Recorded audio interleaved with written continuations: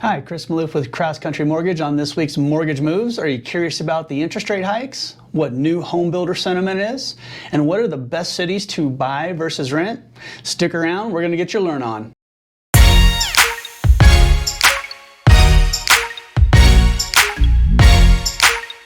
The Powell pivot progresses. If you're a product of the 90s, you can hear this photo. No surprise here, on Wednesday, the Fed voted to increase the federal funds rate by 25 basis points. The market already pretty much had that priced into it. The federal funds rate is a target the Fed sets for the average interest rate banks charge for another bank to borrow from them on a short-term basis. This decision was the first increase since 2018. Officials have kept rates near zero since March 2020 to stimulate the U.S. economy during the pandemic. So why the change? Global tensions and ongoing supply chain disruptions continue to contribute to 40-year inflationary highs. Gas prices, which skyrocketed 38% year over year, are grabbing headlines. On the bright side, crude oil spot prices have trended downward since March 8th, indicating costs consumers pay at the pump will similarly soften in the coming weeks. Notice how volatile oil prices have been. In the pandemic, you would have been paid to actually accept delivery of oil.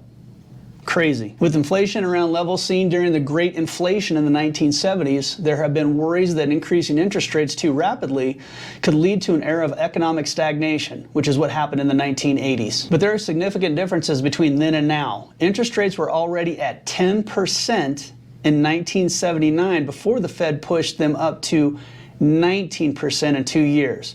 Yeah, you heard that right, 19% interest rate.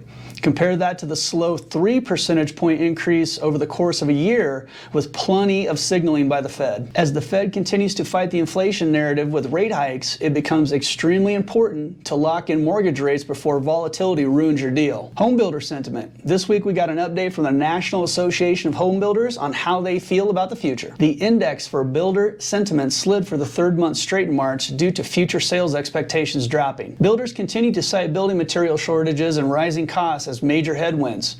However, some builders are worried that higher interest rates will erode homebuyer affordability and purchase demand. In February, home prices rose a staggering 20.3%, while the asking rent price rose 15.4% on an annual basis. With that said, February marked the first time that monthly mortgage payments became less affordable than monthly rent for borrowers with a 20% down payment. The least favorable cities to buy versus rent: San Francisco tops it off, Seattle next, and then Los Angeles. The most favorable to buy versus rent top cities is Miami #1, Detroit #2, and Chicago #3. The most common question I'm getting these days is, does it still make sense to refinance or try and purchase with interest rates going up? Well, like we had mentioned earlier, interest rates, historically speaking, are still extremely low.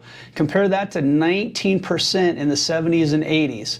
If you have not taken advantage of the low rates to refinance, maybe consolidate some high interest debt, now's a great time to do it. And if you're looking to build equity in a property as opposed to just throwing money away in rent, it's still encourageable to start looking. If you need help with your lending needs, feel free to reach out. We'd be happy to help. Have a great week.